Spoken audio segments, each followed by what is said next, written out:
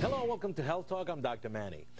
When a doctor gives you a devastating diagnosis, there are many ways to deal with the situation. My guest today chose a more natural approach and found that living with multiple sclerosis, or MS, could be very flavorful. Joining me now is Ivy Larson, author of Whole Foods Diet. Look at this book.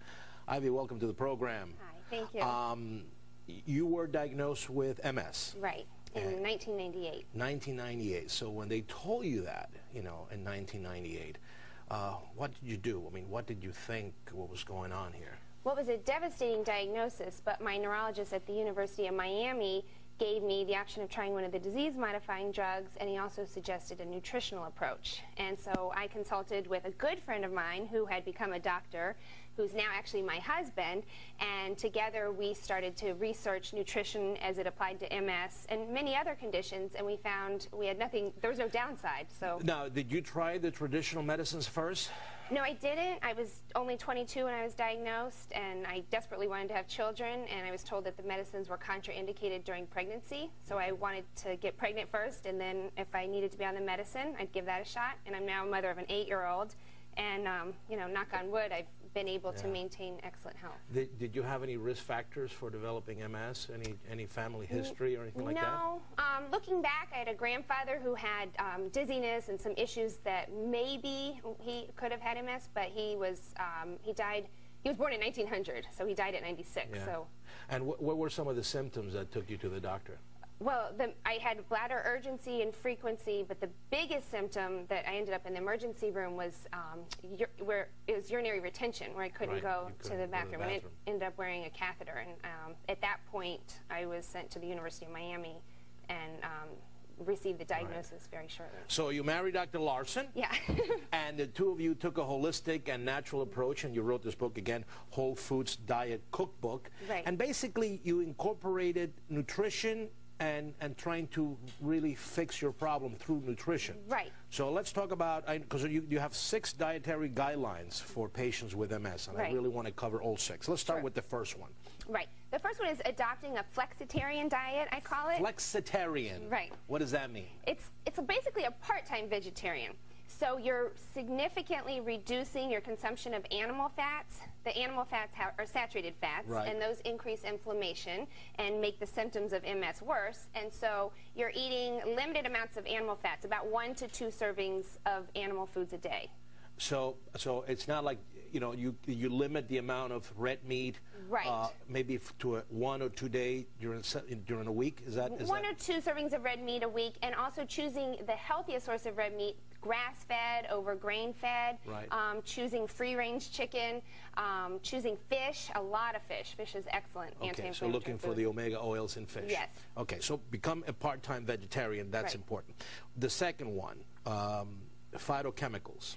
Right, increasing your intake of plant-based foods, and plant-based foods contain phytochemicals, and phytochemicals act like antioxidants in your body. They help reduce oxidative stress, which helps reduce inflammation. So give me some examples of plant-based foods. Sure. Well, obviously fruits and vegetables and nuts, seeds, beans, legumes, whole soy. I saw you brought me a little bit of black beans. Me being Cuban, this is something that I eat very regularly. Black beans. Okay. Anything else? Whole soy foods, so edamame beans. I think we have an example. Right. And we have also, I think, soy. Some tofu. Tofu, right. Tempeh, which is a great whole soy food. It's a fermented soy food, and you can actually mix tempeh with ground grass-fed beef, and the tempeh actually takes on the flavor of the grass-fed beef. Okay, so with the phytochemicals, and we're really looking at the antioxidant effect. Right. Okay. The third thing you say, you love spices. Spices, yes, have great anti-inflammatory and antioxidant properties. So, any specific spices? Well, in the Whole Foods Diet Cookbook, I use garlic, I use ginger. Ginger is fabulous. This is fabulous. You like ginger, Love ginger. In the natural form. Yes.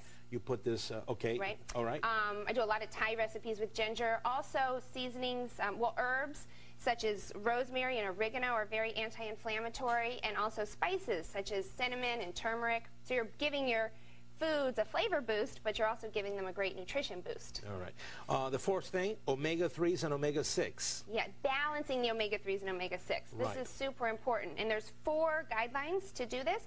The first is you want to make sure you're getting enough omega-3s in the form of fish or fish oil. So eating fish 3 to 4 times a week. Any specific type of fish?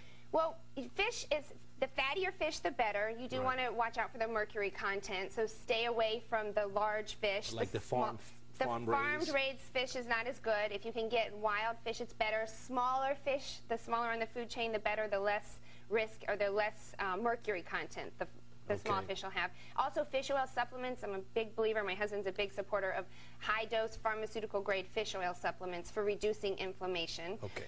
Also, you want to make sure that you're getting flax oil or flax seeds. That's a vegan source of omega-3 fat. And you can eat 1 tablespoon of flax oil a day or 3 tablespoons of ground flax seeds a day. And then the third thing is eliminating the omega-6 processed vegetable oils like soybean oil, cottonseed oil. The fourth thing is that you want to eat you do need omega-6 fats, but you want to eat them in their whole natural form. So again, tofu, soy, nuts, seeds, wheat germ is a great source. All right. The last 2, you say eat whole carbs. Right. And eliminate trans fats, which I guess it's really the word of the day. Right. Trans fats are very pro-inflammatory. And when you say eat whole carbs, what do you mean by that? We want to think of carbohydrates in their most natural, unrefined form. So you want to think of corn instead of corn flakes. You want to think of eating oatmeal instead of a granola bar that's made with oats. You want to think of eating any food that is the less processed it is, the better. So even apples instead of applesauce. All right, so we went through the 6 things, and you gave us a lot of good ideas with your book. How are you feeling now? Because you've been doing this for a while, right? I always say knock on wood. It's been a little over 10 years, and I have to say I'm in excellent health today. I have a beautiful son. He's 8 years old. He's in excellent health. So you feel that you have kept the whole MS on the remission? I do. And all due to the natural living and this whole holistic approach, incorporating all these foods. Right. I think it's made a tremendous difference. All right. Well, you look beautiful. Thank you.